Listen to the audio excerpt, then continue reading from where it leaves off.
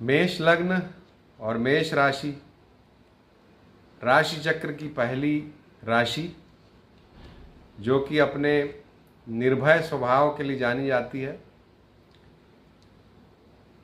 वर्ष 2022 का साल जो कि हमारे सामने खड़ा हुआ है, अंक शास्त्र के हिसाब से जिसका 6 नंबर होता है, ये साल अपने आप में असीमित संभावनाओं को समेटे हुए है।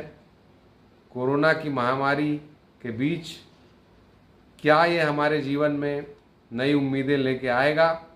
मेष राशि मेष लग्न के जीवन में कौन से फूल खिलाने वाला है? आइए इसके बारे में जानते हैं।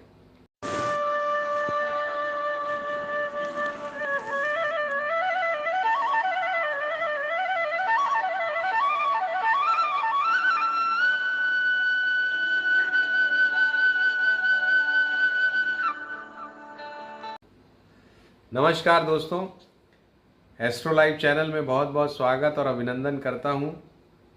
आज के इस खास एपिसोड में जिसमें हम मेष लग्न मेष राशि पे वर्ष 2022 किस तरह का उनके लिए है इसकी विवेचना करेंगे। और वीडियो शुरू करने के पहले अगर आपने अभी तक हमारे इस चैनल को सब्सक्राइब नहीं किया तो तुरंत सब्सक्राइब का बटन दबाएं, बेल आइकॉन को भी पुश करें ताकि हमारा ये वीडियो हमारे जितने भी वीडियोस हैं उनके लिंक आपको सबसे पहले मिले। और अगर आपकी कोई और राशि है तो आप तुरंत सब्सक्राइब कर लीजिए ताकि जैसे ही आपकी राशि अपलोड हो आपको तुरंत मिले। दोस्तों, मेष राशि पहले नंबर की राशि, जैसा मैंने बताया, अग्नि तत्व की राशि होती है, चर राशि है स्वभाव से। और इस राशि के स्वामी मंगल होते हैं जो कि ग्रहों के सेनापति हैं। और मंगल पूरे दिल से अपने स्वभाव को इस राशि को प्रदान करते हैं। इस राशि के जो जातक होते हैं वो अपने आप में दबंग होते हैं, क्रोध युक्त होते हैं, निर्भीक होते हैं, अग्नि तत्व से प्रभावित होते हैं, फायरी होते हैं और बहुत अधिक साहस होता है उनके अंदर। दोस्तों, इनका सबसे बड़ा सकारात्मक तथ्य इनके जीवन में ये है कि ये कुटुंब की पालना बहुत अच्छे से करते हैं और साथ ही किसी भी चुनौती को आगे बढ़ के स्वीकार करते हैं। तो एक बहुत अच्छे फैमिली मैन बनते हैं ये, क्योंकि अगर मेष राशि का कोई जातक, मेष लग्न का जातक आपके घर में है तो निश्चित रूप से आपको बहुत बड़ा सपोर्ट मिलेगा। और अगर आपकी टीम में है तो बहुत बड़ा सहयोगी आपके लिए सिद्ध होगा, ये बात निश्चित है। लेकिन कुछ नकारात्मक पहलू भी इस लग्न और इस राशि का है। वो ये कि ये थोड़े दंभी यानी कि घमंडी होते हैं और धैर्य की इनमें कमी होती है। हड़बड़ाहट में ये अपना काम कई बार बिगाड़ लेते हैं। तो ये इनका बेसिक नेचर है, बेसिक ट्रेट है जो मंगल इनको प्रदान करते हैं। कार्य क्षेत्र में ये ज़्यादातर खेल कूद के क्षेत्रों में या ऐसे क्षेत्र जिनमें शारीरिक बल की आवश्यकता हो, मशीन से संबंधित कार्य या जहाँ पर अग्नि से संबंधित कार्य किए जाते हों, कोई फर्नेस है, भट्टी है, मेटलर्जी से संबंधित काम है, सीमेंट प्लांट्स हैं, या पुलिस मिलिट्री में भी ये जातक पाए जाते हैं। और ज्वलनशील पदार्थों से संबंधित, केमिकल से संबंधित क्षेत्रों में ये जातक अगर हैं तो काफ़ी सफल देखे जाते हैं।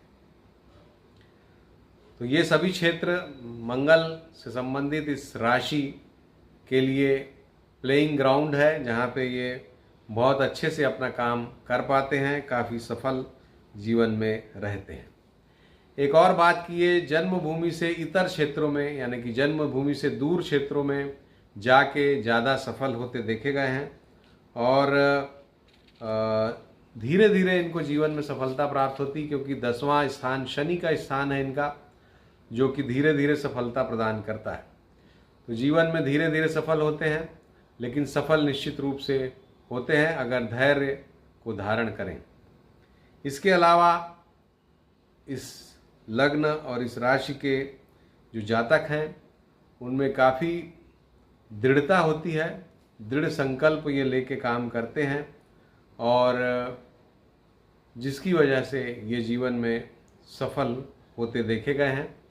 सादगी से इनको अपना जीवन जीना चाहिए, ज़्यादा शो के पीछे नहीं जाना चाहिए, क्योंकि शुक्र इनके लिए कहीं ना कहीं बहुत कारक ग्रह नहीं है।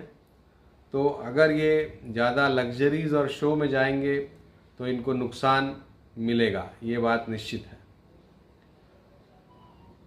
तो कुल मिला के स्वभाव की दृष्टि से अगर देखा जाए तो ये बहुत ही उत्साही, निर्भीक, जो लोग कष्ट में हैं उनको मदद करने वाले और हमेशा अपने विकास में तत्पर रहने वाले इस राशि के, इस लग्न के जातक पाए जाते हैं। इनका सर जो है वो बहुत मजबूत होता है, क्योंकि इसका चिन्ह जो है इस राशि का मेढ़ा है, और कद काठी भी इनकी मध्यम कद के होते हैं और कद काठी मजबूत होती है, और जो इस लग्न के जातक हैं, और हड्डियां काफ़ी मजबूत होती हैं इस राशि के जातकों की। भ्रमण में इनको काफ़ी रुचि रहती है और चटपटा भोजन करना इनको पसंद रहता है। तो ये कुछ प्रमुख बातें हैं जो कि आपके स्वभाव से संबंधित हैं।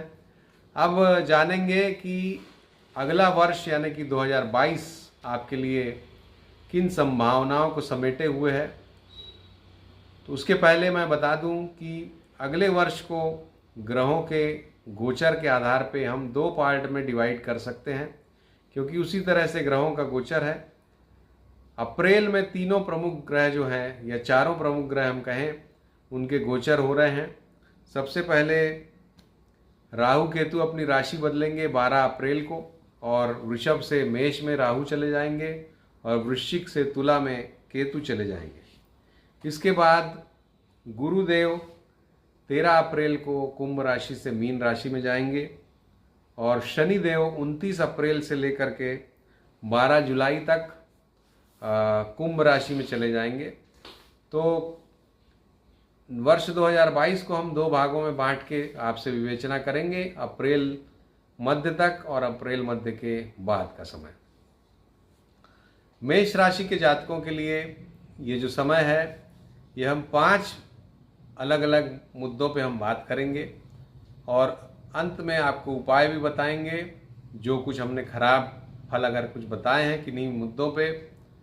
क्योंकि जीवन में दोस्तों अच्छा और खराब हर तरह का फल मिलता है सभी राशियों को। किसी के लिए भी पूरी तरह से अच्छा नहीं होता, किसी के लिए भी पूरी तरह से खराब नहीं होता। और ये जो फल हम बताएंगे, इसमें महादशा का भी काफ़ी रोल रहेगा। अगर आपकी अच्छी महादशा चल रही है तो आप हमारे फलों को और अच्छा मान सकते हैं, और अगर खराब महादशा चल रही है तो कम अच्छा आप उसको माने, क्योंकि महादशा का फल काफ़ी प्रभावी होता है। तो सबसे पहले शारीरिक सुख और स्वास्थ्य की दृष्टि से वर्ष 2022 मेष राशि के जातकों के लिए अप्रैल तक का जो समय है वो ठीक ठाक सा रहेगा, बहुत ज़्यादा समस्या मूलक नहीं रहेगा। लेकिन अप्रैल से ये आपके लिए कुछ समस्याओं को लेकर आने वाला है, क्योंकि राहु का गोचर आपकी लग्न या आपकी राशि में होगा। जिनकी मेष राशि है उनको स्वभाव में उग्रता और व्यग्रता लगेगी, जिसको हम बोलते हैं कि रेस्टलेसनेस महसूस कर सकते हैं आप अप्रैल के बाद। और अगर मेष लग्न है आपकी तो एग्रेशन आप महसूस करेंगे, काफ़ी एग्रेसिव आप हो जाएंगे, और रेस्टलेसनेस उसमें भी आप महसूस करेंगे। तो अगर आपका ब्लड प्रेशर वगैरह की समस्या है या कोई मानसिक समस्या है तो आपको विशेष रूप से सावधान रहना चाहिए। पीठ कमर की समस्या अगर आपको है, रीढ़ की समस्या है, रीढ़ की हड्डी की, तो भी आपको विशेष रूप से सावधानी रखना चाहिए।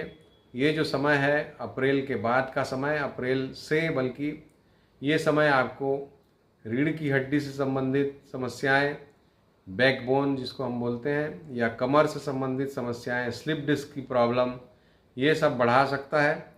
अगर ऐसा कुछ होता है तो आप राहु केतु की शांति का अनुष्ठान करा सकते हैं। शिक्षा की दृष्टि से जो विद्यार्थी वर्ग है इस लग्न और इस राशि का, उनके लिए अप्रैल तक का समय सामान्य है, लेकिन अप्रैल से ये समय बहुत ही अच्छा होने वाला है। बहुत अच्छी सफलता जीवन में मिलेगी। ये वर्ष आपको शिक्षा के मामले में नई दिशा दे के जाएगा, आपके कैरियर को एक नई दिशा दे के जाएगा। नए क्षेत्रों में आप पदार्पण कर सकते हैं या उच्च शिक्षा के लिए आप बहुत अच्छा विषय चयन करके उसमें आगे बढ़ सकते हैं। तो अगर उच्च शिक्षा लेना चाह रहा है कोई इस लग्न या राशि का जातक, तो निश्चित रूप से ये बहुत ही अच्छा और सकारात्मक समय है। कॉम्पिटिटिव एग्ज़ाम्स के लिए भी ये समय अच्छा है, लेकिन थोड़ा कंसंट्रेशन में कमी इस लग्न और राशि के विद्यार्थी महसूस करेंगे। उसके लिए भी राहु और केतु की शांति अनिवार्य है। तीसरा जो मुद्दा है दोस्तों, परिवार और फैमिली, विवाह आदि, ये जो क्षेत्र है ये अप्रैल तक काफ़ी खराब परिस्थिति में रहेगा। परिवार में कुछ मतभेद हो सकते हैं आपके। उसके बाद का जो समय है वो जीवन साथी के साथ मतभेद का है और जीवन साथी का स्वास्थ्य भी प्रभावित हो सकता है। अगर आप विवाहित हैं और पति या पत्नी से आपका संबंध अच्छा नहीं चल रहा है तो डाइवोर्स वगैरह भी करा सकता है। काफ़ी नकारात्मक परिणाम लेके ये आएगा समय। शनि की भी दृष्टि रहेगी, राहु की भी दृष्टि, राहु का भी प्रभाव आ जाएगा, केतु का भी प्रभाव आ जाएगा। तो आपको पारिवारिक दृष्टिकोण से काफ़ी नकारात्मक वैवाहिक संबंधों के मामले में ये समय रहेगा। बड़े भाई जो या बड़ी बहनें जो हैं उनके लिए समय सकारात्मक हो सकता है। छोटे भाई बहनों के लिए ठीक ठाक समय रहेगा। कुल मिला के परिवार में इस तरह की परिस्थितियां बनेंगी। चौथा जो बिंदु है वो है प्रेम संबंध और मित्रों का। तो इस मामले में ये वर्ष अच्छे परिणाम लेके आने वाला है। विशेष करके अप्रैल से नए प्रेम संबंध बन सकते हैं या पुराने प्रेम संबंध जो हैं अगर उनमें कोई दरार आ गई थी वो पुनः स्थापित हो सकते हैं और अच्छा समय आप अपने प्रेमी या प्रेमिका के साथ व्यतीत करेंगे इस वर्ष अप्रैल के बाद। मित्रों के मामले में ये समय काफ़ी अच्छा है। मित्रों का बहुत अच्छा सहयोग आपको प्राप्त होगा और विशेष करके जुलाई से ये जो समय है ये समय मित्रों के मामले में भी अच्छा है। सकारात्मक परिणाम मित्रों की वजह से आपको मिलेगा। अगला जो बिंदु है दोस्तों वो है धन संपत्ति का, व्यापार और कार्य क्षेत्र का। ये बड़ा ही महत्वपूर्ण विषय है और धन संपत्ति के मामले में ये वर्ष बहुत ही अच्छा और सकारात्मक नहीं होने वाला है। व्यय ज़्यादा होगा इस वर्ष। आय अप्रैल तक आपकी अच्छी रहेगी। अप्रैल से फिर आय में आपको जो अच्छाई थी वो कमी आती हुई दिखाई देगी, व्यय ज़्यादा बढ़ जाएगा। तो आप अपनी प्लानिंग इसी तरह से करें कि अप्रैल तक पैसे जोड़ें ताकि अप्रैल के बाद आपको जो व्यय होगा बढ़ेगा उसमें मदद मिले। हालांकि जो व्यय होगा वो अच्छे कार्यों में होगा, जैसे मकान लेना, गाड़ी लेना या घर में किसी का विवाह आदि। तो इस तरह के अच्छे मामलों में खर्चा होगा, लेकिन खर्च इस वर्ष आपका बढ़ेगा अप्रैल के बाद। व्यापार और कार्य क्षेत्र के मामले में ये जो समय है ये अच्छे परिणाम लेके आएगा और निश्चित रूप से कोई बड़ी सफलता अभी तक आपको वैसे तो मिल गई होगी। अगर अभी तक नहीं मिली है तो अगले वर्ष निश्चित रूप से मेष लग्न मेष राशि के जातकों को कार्य क्षेत्र में प्रमोशन, अगर आप राजनीति से जुड़े हुए हैं तो कोई पद प्राप्ति, व्यापार से जुड़े हुए हैं तो काम धंधे के मामले में एक्सपांशन, इस तरह की चीज़ें आपके जीवन में घटित होंगी।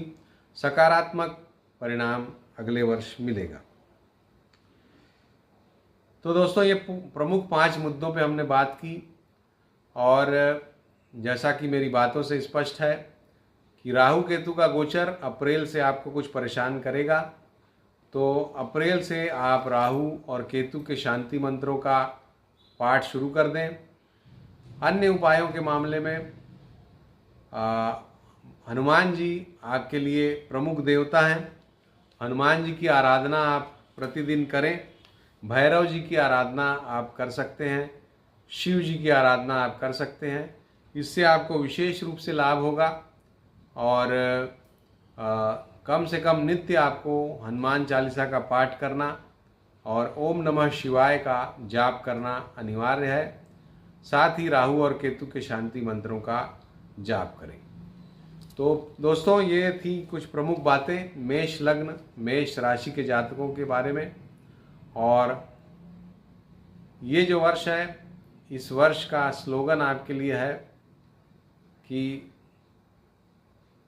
अपने आप को डेवलप करें शिक्षा के द्वारा या ट्रेनिंग के द्वारा। ये समय उसी के लिए सर्वश्रेष्ठ है। अपने कार्य का विस्तार करें। जो रिस्क लेता है वही जीवन में आगे बढ़ता है। नमस्कार।